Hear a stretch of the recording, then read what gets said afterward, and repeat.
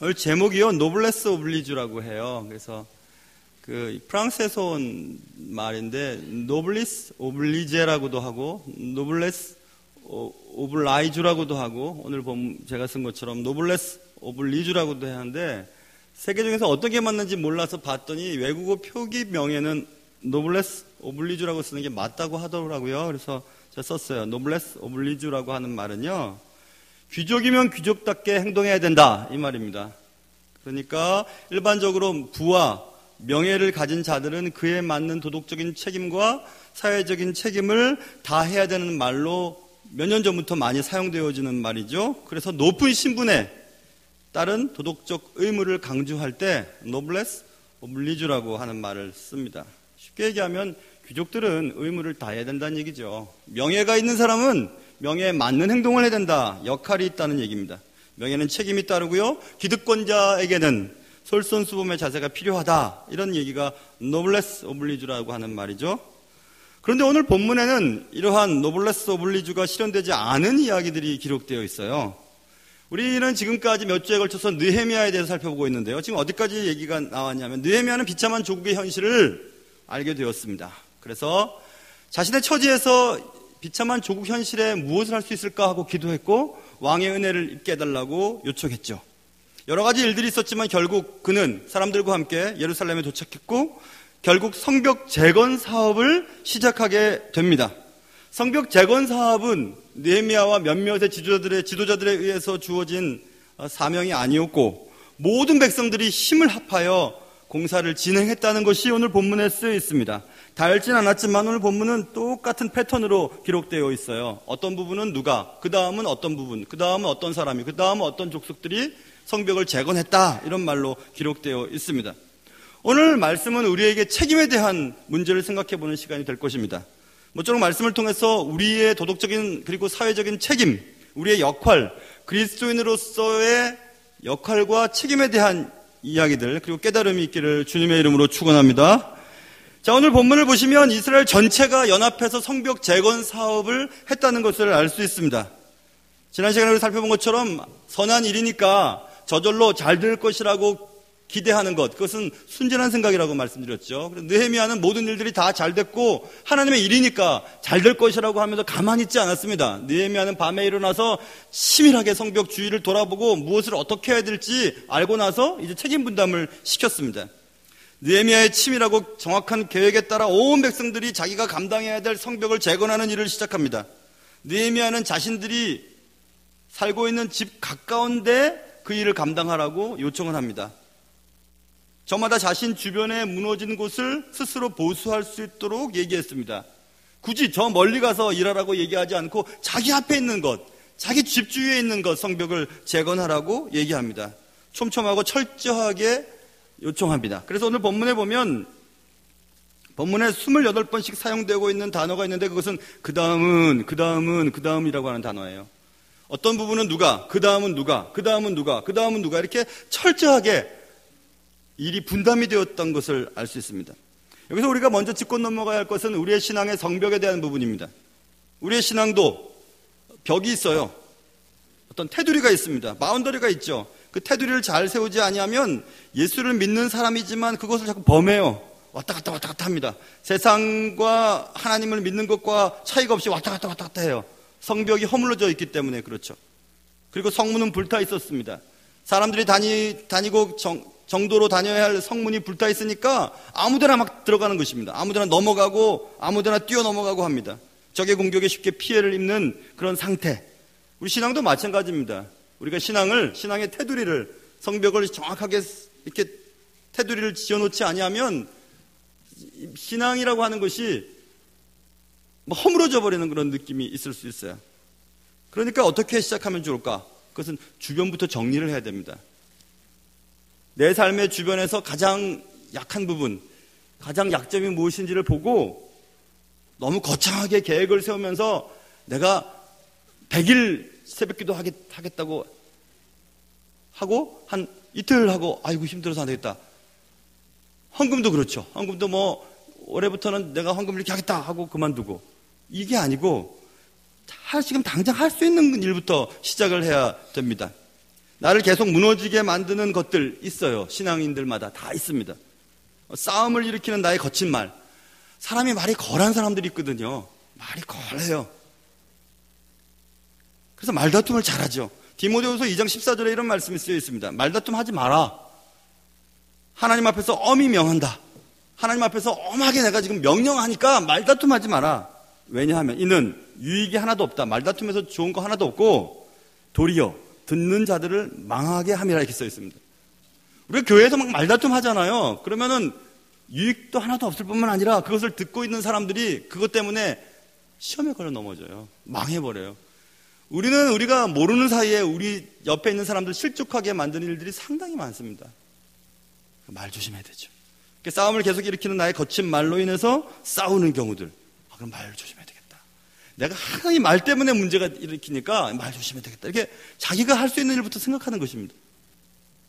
또 어떤 사람은 관계를 해치는 모난 성격을 가지고 있는 분들도 있어요. 예수를 믿었는데도 완전히 변하지 않아서 옛날 성격을 그대로 가지고 있어요. 그래서 뭐 어떤 경우들은 막 이런 경우죠. 예를 들면 이 사람은 그냥 조금만 무슨 말 있으면 막 분노해요. 막 화를 팍 내요. 그래서 성경에 보면 분노하는 것이 뭐 죄입니까? 예수님도 왜 화를 냈는데요? 막 그렇게 얘기하면은 할 말이 없고요. 중요한 것은 분노가 죄가 되는 경우를 생각해 봐야 되죠. 우리가 분노할 수 있죠. 그렇지. 분노할 수 있죠. 화가 날 수 있죠. 그러나 죄가 되는 분노는 독선적인 분노를 말해요. 독선적인 분노는 이런 겁니다. 뭐 나의 분노가 어떤 공동체와 어떤 상황을 막 휘두르는 거예요. 내 분노 때문에. 전체적으로 막 분위기를 막 이렇게 막 움직이는 그런 거 있죠. 그래서 분노라고 하는 것은 분노의 유무에 있는 것이 아니라 유무가 분노 내야 되냐 말아야 되냐 그것이 중요한 게 아니라 분노의 방식이 중요해요. 분노의 방식이 문제죠. 그러니까 관계를 자꾸 해치는 나의 모난 성격 가운데서 분노에 대한 부분들도 잘 생각해 봐야 됩니다. 내가 왜 저 사람에 대해서 분노하는 건가? 저 사람의 말 때문에 분노하는 건가? 관계 때문에 분노하는 건가? 뭐 그런 것들 생각해 보면서 하나하나 고쳐 나가야 합니다. 그러지 않으면 계속해서 신앙이 뭐 그 정도로 되는 거예요. 신앙이 오래돼도 교회 다닌 지 오래돼도 뭐 신앙 수준이 영 밑에 있는 경우들을 많이 볼 수 있습니다. 뭐 예배를 귀하게 여기지 않는 신앙의 무감각함. 평상시에 예배 시간을 막 대충 지키고 막 이런 사람들 있잖아요. 뭐 기분 좋으면 예배 드리고 안 좋으면 안 드리고 막 이렇게 헌금 생활과 기도 생활도 철저하지 않게 않는 그런 게으름 같은 것들. 그런 것들은 우리가 우리의 삶 속에서 하나씩 해결해 나가야 될 부분들이거든요. 에베소 교회에 예수 그리스도께서 나타나셔서 말씀합니다. 칭찬합니다. 야, 참 환난도 참고 인내하고 게으르지 않았고 참 나를 위해서 참아서 참 잘했다. 참 잘했다. 그러나 내가 너에게 한 가지 얘기할 게 있다. 처음 사랑을 버렸다. 이렇게 얘기하시잖아요. 그래서 어디서 떨어졌는지를 잘 찾아보고 처음 행위로 돌아가라. 주님 말씀하세요. 계시록 보면 우리가 성경 신앙생활 할 때 이것도 잘하고 저것도 잘해요. 그러나 처음 주님을 믿었을 때 그 순수함, 교회 왔을 때 막 눈물 나고 내게 뭐 이런 거 맡겨준 거에 너무 감사하고 그런 거 있잖아요. 그런 순수함이 없어지는 거죠. 막 교회 다니는 것이 막 습관화가 되고요. 기도하는 것도 막 습관화가 되고 예배 드리는 것도 습관화가 되어버리는 그런 경우들을 말하는 것입니다. 그래서 오늘 이스라엘 전체가 연합한 성벽 재건 사업은 자신의 집 앞에 가까운 곳에서부터 하라고 말씀했습니다. 그래서 막 열심히 하는 겁니다. 근데 문제가 생기는 거예요. 그 문제는 오늘 5절까지 읽었는데 5절 보면 5절 보세요. 그 다음은 쭉 그 다음 이렇게 딱 사역을 했습니다. 공사를 하고 있어요. 근데 그 다음은 드고아 사람들이 중수하였다. 그렇죠? 그러나 그 귀족들은 드고아의 귀족들은 그들의 주인들의 공사를 분담하지 아니하였다. 되어 있습니다. 드고아의 귀족들이 자기가 맡은 일을 하지 않겠다고 얘기하는 것입니다. 공사를 분담하지 아니하였다 이걸 직역하면요. 어깨 위에 두지 않았다. 이렇게 해석이 되거든요. 자기 어깨 위에 짐이 놓여지는 것이 싫은 거예요. 짐지기 싫은 겁니다. 공사하기 싫은 거예요. 자연스럽게 할 수 있는 일이 아니죠. 짐을 진다는 것은. 드고아 귀족들은 생각했어요. 짐지기 싫어. 이대로 살고 싶어. 뭐하러 내가 이렇게 고생해야 돼.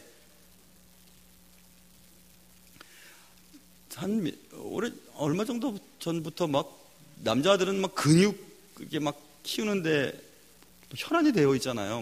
남자 연예인들 막 일부러 막 우통 벗고 막 멋있게 보이고 초콜릿 복근이라고 그러고 막 그러네. 예전에 이소룡 복근이었잖아요. 이소룡. 왕자 새겨지는 거예요. 그렇죠? 저도 막 왕자 새겨졌거든요. 예전에. 제 아내가 알아요. 왕자 새겨지는데 어느 날 한번 다시 왕자 새겨지는 줄 알고 막 힘을 줬더니 다 새겨지긴 새겨지는데 이 수평 글자는 새겨지는데요. 이게 없더라. 이게. 그러니까 삼겹살 삼자라고 하잖아요. 이게 없어져요.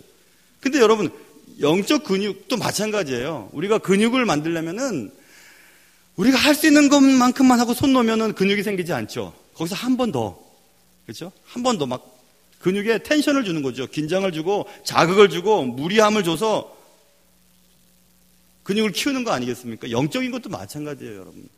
편안하게 신앙생활하면 편안하게 그냥 신앙생활할 수 있지만 영적인 근육이 강하게 되질 않아요. 그래서 뭐 큰 일을 할 수가 없어요. 큰 걸 들을 수도 없어요. 큰 거 막 올릴 수도 없어요. 영적 근육이 약하기 때문에 그래요. 내가 하기 싫고 힘들어도 한 번 더 해보고 한 번 더 해보고 막 그렇게 하는 것입니다. 아유, 뭐하러 교회래. 교회 나서기만 하면 욕먹는 걸. 그냥 조용히 편안하게 저 구석 어디서 그냥 예배 드리면서 몇 년이 되도록 그냥 예배만 드리면 되는 거지. 좋을 수 있어요. 그러나 영적인 근육은 약해져요. 히브리서 5장에 이런 말이 써 있거든요. 때가 오래되었다. 너희가 마땅히 선생이 되어야 할 텐데 너희가 아직도 하나님의 말씀에 초보자로 이렇게 살아가냐? 누구에게 가르침을 받아야 할 처지가 되냐? 단단한 음식을 먹어야 되는데 아직도 젖이나 먹고 있느냐? 이런 얘기를 해요. 이전에 신앙 그만큼 했으면 그 정도 직분을 가졌으면은 섬기고 봉사하고 애쓰고 기도하는데 툭툭 나오고 말이야 예배하는데 툭툭 나오고 뭔가 교회에서 무슨 일을 할 때 헌금도 하고 뭐 이렇게 해야 되는데 맨날 젖이나 먹고 뭐 좋아하는 얘기만 듣고 뭐 잘한다는 소리만 듣고 높아지는 얘기만 듣고 막 그런 것만 좋아하면 영적 근육이 약해요. 그래서 큰일을 할 수가 없어요. 귀족들은 그랬습니다. 귀족들은 특권이 있었어요. 분명히 특권이 있었겠죠. 그러나 모든 특권에는 책임이라는 게 있는 겁니다. 그 사람이 해야 할 역할이라는 게 있는 거죠. 드고와 귀족들은 특권은 누리고 싶었지만 특권에 따른 책임을 지고 싶지는 않았던 것이었습니다. 아유, 애기 기르는 건 좋아요. 근데 애기는 좋아요. 근데 애기는 기르는 거 귀찮아요. 그러는 경우 있어요? 드고와 귀족은 남들보다 더 많은 부분을 담당해야 될 사람들이었죠. 귀족이니까 노블레스 오블리주 해야 할 일이 있는 겁니다. 그 정도의 명예와 그 정도의 특권을 가졌으니까 세상 사람들이 기대하는 것들이 있는 거예요. 근데 그걸 안 해요. 안 하려고 그래요. 여러분, 우리 인간은 혼자 살 수 없는 존재이죠. 모여 사는 겁니다. 근데 모여 살아가면서 어떤 사람은 다른 사람이 가지고 있지 못한 어떤 것을 가졌어요.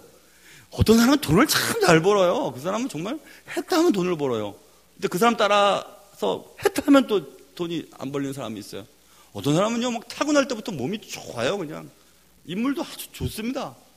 아주 좋아요. 어떤 사람은 막 외국어를 막 몇 개씩 해요. 막 하나 하기도 힘든데 막 4개국어, 5개국어씩 하는 분들도 있어요. 어떤 사람은 집에 막 돈이 많고요. 그런 사람들이 있죠. 근데 그런 사람들은 해야 할 역할이 있는 거예요. 이 세상에서. 하나님이 남들보다 내게 조금 더 뭘 주셨으면 그것 가지고 내가 갖고 있지 못한 자들에게 나눠주라고 하시는 거예요. 더불어 살기를 하나님 기뻐하시는 거거든요. 근데 그걸 안 해요. 책임지고 싶지 않은 거예요. 짐지기 싫은 겁니다. 남들보다 더 가진 것이 있으면 그건 사명이에요. 내가 해야 될 부분들이 있는 거예요. 그 부분에 있어서. 하나님 내게 주신 이것 가지고 하나님의 일을 하기 위해서 내게 이거 주셨다고 하는 사실을 깨닫지 않으면 아무 일도 하기 싫습니다. 편안하게 지내고 싶어요. 귀족은 귀족으로서 할 일이 있었습니다. 책임이 있었죠. 감당해야 될 몫이 있었어요. 그러나 그 귀족들은 그 책임에 등을 돌려버렸죠. 자신에게 주어진 책임을 등한히 할 때 어떤 일이 벌어지냐면 누군가 내가 해야 할 일을 대신하는 사람들이 있어야만 되는 거예요. 자, 보세요. 오늘 드고와 귀족들은 자신의 해야 될 일을 하지 않겠다고 했죠. 27절을 한번 보세요. 눈으로 한번 보시면 27절에 보면 27절 전에는 그 다음은 누가, 그 다음은 누가, 그 다음은 누가 쭉 써 있잖아요. 27절 보면 그 다음은 드고아 사람. 아까 썼잖아요. 드고아 사람 아까 있었잖아요. 5절에. 근데 드고아 사람들이 한 부분을 중수하여 내민 큰 망대와 마주대한 곳에서부터 오벨 성벽까지 이르렀느니라. 드고아 사람들이 또 한 부분을 담당해야만 했어요. 해야 할 일을 하지 않는 일 때문에 어떤 사람은 2배의 일을 감당해야만 했습니다. 이러한 일들은 인간의 역사 속에 계속되어 오고 있습니다. 예수님도 이런 일에 대해서 신랄하게 비판했던 적이 있었죠. 나는 뭐 성경을 다 알아요. 나는 뭐 10의 1조는 채소까지도 10의 1조를 드리고 난 기도도 잘하고 난 정말 율법을 잘 지키는 사람이에요. 바리새인과 서기관들을 향해서 주님 말씀하신 너는 겉은 깨끗한데 속은 탐욕과 악독이 가득하다 이렇게 말했습니다. 그러면서 누가복음 11장에 화 있을진저 또 너희 율법 교사여 지기 어려운 짐을 사람에게 지우고 너희는 한 손가락도 이 짐에 대지 않는도다. 법 얘기하고 뭐 원칙 얘기하면서 막 짐을 지워줘요 사람들한테. 자기는 거기 아무 손가락 까딱도 하지 않아요. 주님이 그걸 말씀하신 거예요. 야, 사람에게 어려운 짐을 지워주고 너는 손가락도 까딱하지 않구나. 이렇게 말씀했습니다. 내가 내 자리를 지키지 않으면 누군가 그 역할을 해야만 되는 일이 발생되게 되기 때문에 그렇거든요. 나는 내가 해야 할 부분을 잘 감당하고 있는지 생각해 봐야 돼요. 교회에서도. 내가 목사면 목사로서의 역할이 있잖아요. 몫이 있잖아요. 권사님이면 권사님으로서 해야 될 역할이 있잖아요. 그것은 특권이지만 책임이 따른 거예요. 뭐 존경받고 그냥 대단한 내가 교회 다녔으니까 이 정도 짚으면 그것 때문에 있는 것이 아니에요. 분명히 그렇죠. 어려운 짐을 사람에게 지우고 손가락도 까딱하지 않는 그런 일들. 여러분, 노블레스 오블리주. 귀족에겐 책임이 있는 겁니다. 명예를 유지하려면 역할을 감당해야 되는 거예요. 자기가 감당해야 될 몫이 있는 거라고요. 명예는 의무가 따르기 때문에 그렇거든요. 거기에 비해서 오늘 본문에 13절을 한번 보세요. 13절 보면 13절 같이 한번 읽어볼까요? 13절 3장 13절입니다. 시작.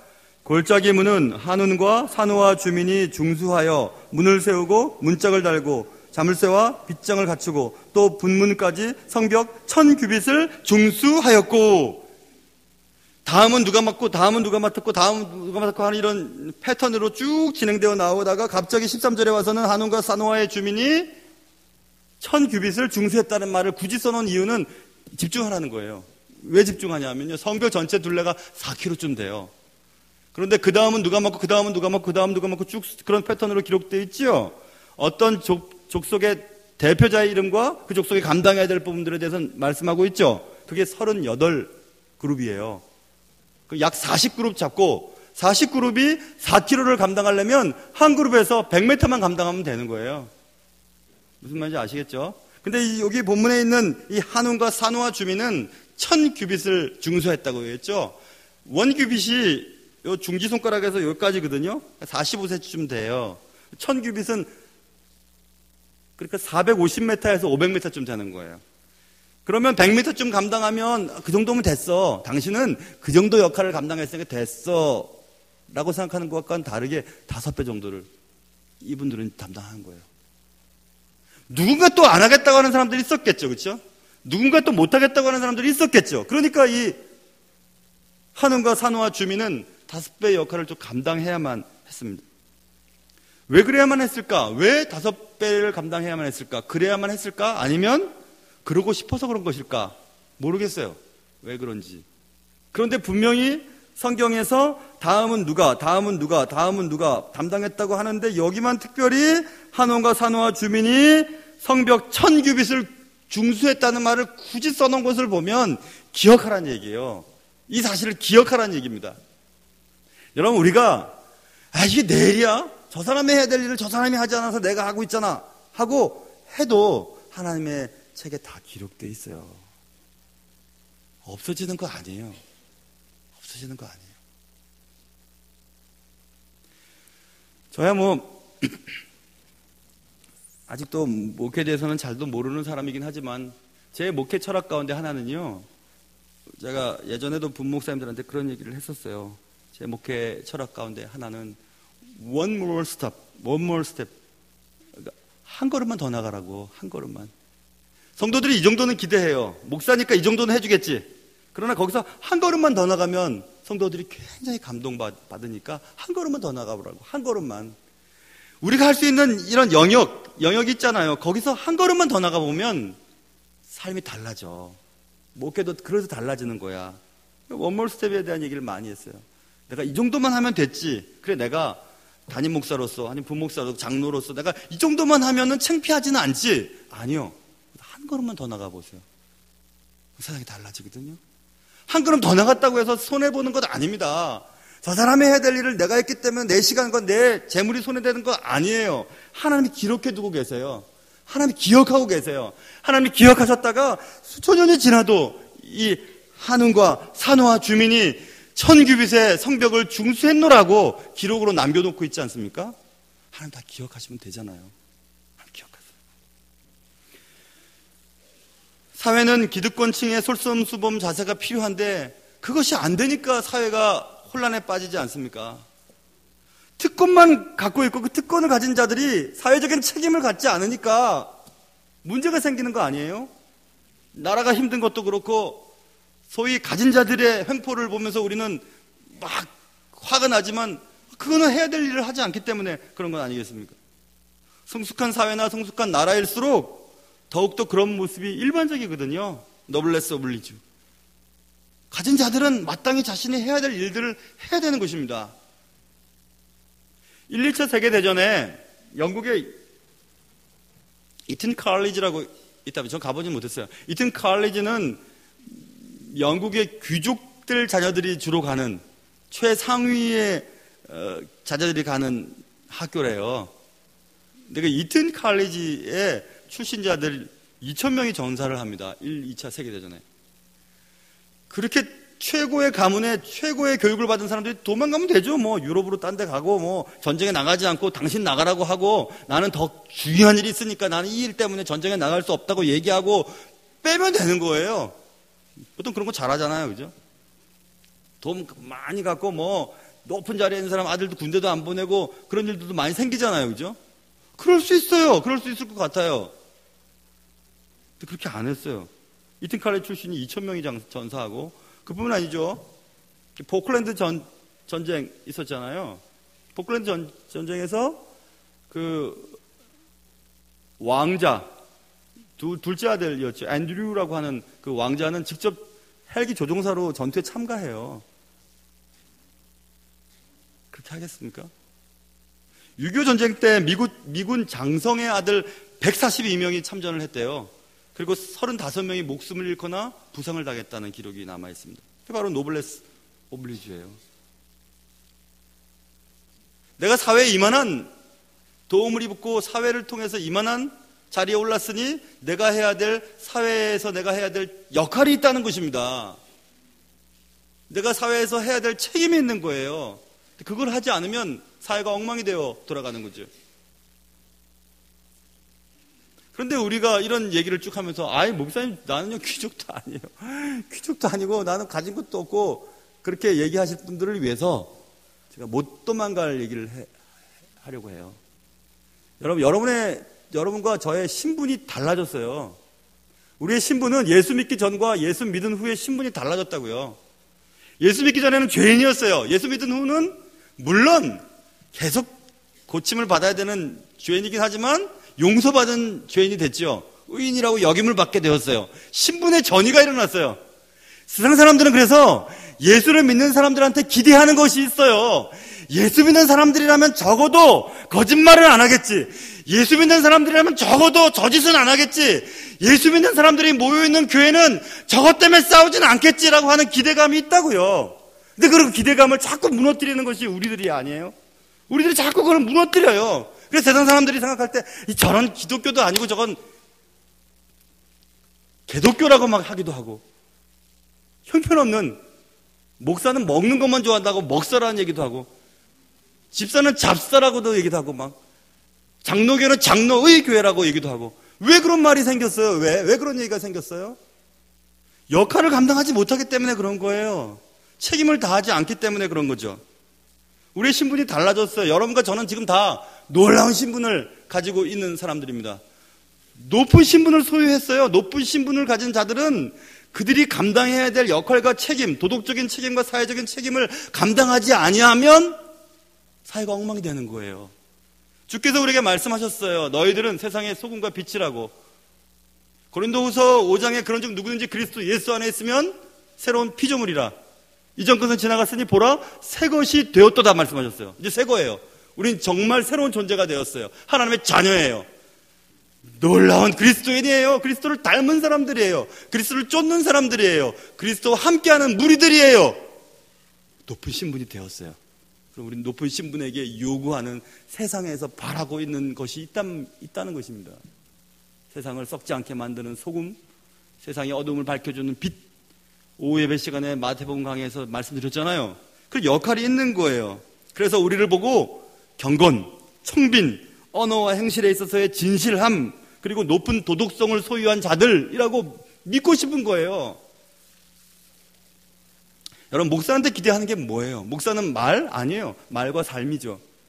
목사님이 말씀한 대로 살아가는 모습을 보면서 여러분들이 도전받고 나도 살아야 되겠다는 생각을 하는 거 아니에요. 목사로서 기대하는 것이 여러분 있으시잖아요. 제가 여러분과 똑같이 많이 화내고 막 싸우고 욕하고 그러면 여러분 말만 잘한다고 따르겠어요? 아니죠. 어떤 역할과 어떤 수준과 어떤 지위에 걸맞는 행동을 해야 할 때 사회가, 교회가 돌아가는 거거든요. 예수 없는 예배는 어떤가요? 예수가 빠져버린 예배예요. 그걸 드리고 있어요. 또 그리스도인인데 그 앞에 무례한이라고 하는 단어가 붙어요. 형용사 무례한 그리스도인. 어떻게 그리스도인이 저렇게 말할까? 어떻게 그리스도인들이 저렇게 약속을 안 지킬까? 어떻게 그리스도인들이 저 짓을 할까? 하는 무례한 그리스도인. 일상에서의 거룩성은 상실되고 직분만 가지고 거룩함을 요청해요. 나 목사니까 나 목사라. 이렇게 나의 직분을 가지고 나의 거룩성을 확보하려고 해요. 아니에요. 삶이 거룩해야 되는 거예요. 교회는 점점 기업화되고 있잖아요.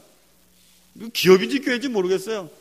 투자한 거에 나온 결과에 따라서 잘했네 못했네 얘기하고 숫자에 따라서 큰 애 작은 애 얘기하는 이런 일들이 벌어지고 있잖아요. 허물어져 버렸어요.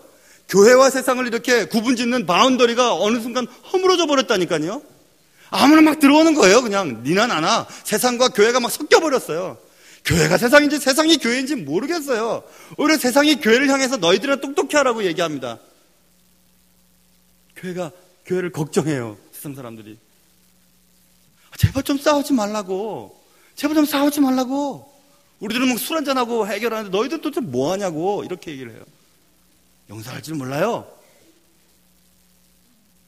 세속화의 물결을 막고 거룩함을 회복하기 위한 바운더리가 다 깨져버렸다니까요. 성벽이. 성문이 불타서 아무나 막 들어와요. 아무나 막 들어왔다 합니다. 불타버렸어요. 성문이. 정도를 걷지 않아요. 제멋대로 살아가는 이 시대에 꼭 맞는 교회가 되어버렸어요. 또 그리스도인이 되어버렸어요. 최근에 읽던 책 가운데 제 제목을 일부 예배 때도 잊어버려서 내가 그 책 제목을 알려고 했는데 또 잊어버렸네. 이 책 제목을 모르겠는데 그 책 제목은 그런 거예요. 초기 기독교인들의 생활 모습을 통해서 진짜 예수님이 바라고 있었던 교회의 모습, 교인들의 모습이 어떤 것일까라는 것을 객관적인 자료만 갖고 기록해 놓은 책을 읽고 있습니다. 거기에 이교도 작가, 이세기의 기독교 작가, 예수 그리스도 승천하신 2세기니까 100여 년, 주후 100년부터 199년까지 한 2세기의 이교도 작가, 갈레노스라고 하는 이교도 작가의 글이 발견돼서 적어놨어요. 자, 보세요. 그는 갈레노스는 이교도 작가예요. 그러니까 예수님을 믿는 사람들을 핍박하고 또 예수 그리스도에 대해서 나쁘게 얘기를 해야만 되는 작가예요. 이교도 작가니까. 근데 이교도 작가가 그리스도인에 대한 평가를 기록해 놓은 글이 있어요. 거기 이렇게 써 있어요. 그리스도인들은 좀 다르다. 우리랑 달라. 죽음 앞에서도 잃지 않는 용기를 가지고 있어. 예전에 코바디스라고 하는 영화 보면 그런 거 나오잖아요. 막 사자에 막 무릎뜯김을 당하고 막 십자가에 매달려서 불에 태움을 당해도 네로가 막 그러죠. 툭툭 보면서 저것도 웃고 죽었네. 저것도 웃고 죽었네 그러잖아요. 용기가 있는 거예요. 죽음 앞에서도 용기를 가져서 저 이상한 존재들이야. 두 번째, 성욕과 음식, 술을 절제하는 모습을 가지고 있어. 저들은 절제할 수 없는 것들이잖아요. 성욕, 음식, 술 절제하는 모습을 가지고 있어. 세 번째, 정의를 추구하려는 열망을 가지고 있는 무리들이야. 정의로운 사회를 위해서 막 열망을 가지고 있었어요. 이교도 작가가 그리스도인들을 볼 때 그렇게 봤다는 거예요. 그리스도인이 쓴 책이 아니고 비그리스도인들이 그리스도인을 보고 그리스도인들의 무리들이 가지고 있는 특징을 그렇게 서술해 나왔다고요. 초기독교 문학 디오그네스투스에 보내는 편지라고 하는 편지에도 이런 글이 있습니다. 그 책에 그대로 나왔어요. 그리스도인들은 놀라운 시민의식을 소유한 자들입니다. 놀라운 시민의식을 갖고 있어요. 예를 들면 이런 겁니다. 로마인들의 관행은 아이를 낳았어요. 자기가 마음에 들지 않아요. 아이를 버려버립니다. 죽이거나 노예로 팔아버려요. 그때 로마인들의 관행이었어요. 그것도 아버지가 결정해버립니다. 그런데 로마인들의 관행과는 상관없이 아이들을 절대로 유기하지 않는다. 저들은 그렇다. 아이들 너무너무 사랑하는 거죠. 또 자신들을 경멸하거나 박해하는 사람들에게 보복하지 않는 무리다. 이렇게 얘기합니다. 그게 그리스도인들의 특징이었어요. 이교도들이 볼 때 저 그리스도인들 참 대단히 이상해. 왜 자식들을 자기 마음대로 하지 못하지? 그리고 경멸을 당하고 또 박해를 받으면 원수를 갚으려고 막 나와야지. 왜 그때 가만히 있지? 보복하지 않지? 이상하다. 저들은 참 이상하네. 하고 세상 사람들이 그리스도인들을 알아봤어요. 야, 너무너무 다른데 우리랑? 너무너무 다르단 말이야. 하고 알아보는 거예요. 그때 초기 교회 교인들은 그랬어요. 지금 당신 이 계약 맞아요? 맞아요. 어떻게 증명해요? 나는 그리스도인이거든요. 이렇게 하면 아 그래요? 이렇게 얘기를 하나요?